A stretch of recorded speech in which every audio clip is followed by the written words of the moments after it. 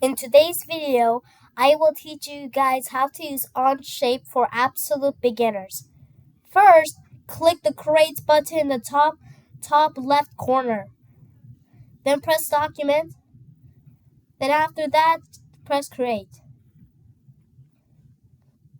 And if you want to create something on the plane, you can choose any one of these planes: front, right, left, top, bottom, or back.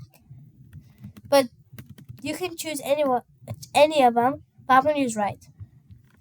First, press Sketch. In the side you're working on, press right or what side on the plane you're working on. You can use either the line, the square, the circle, the 3-point arc, or the inscribed polygon. Take the line and make your and draw what your imagination can think of for your first ever project.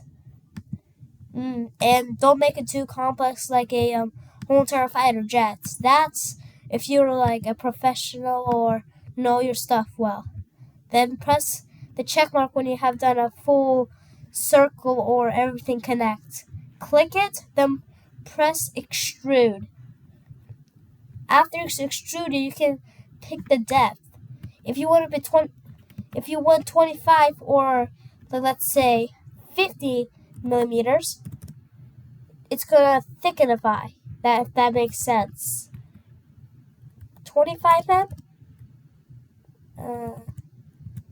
I'll do 50 millimeters. Then press the check mark. Then see, that's 50 millimeters, and it's a simple shape.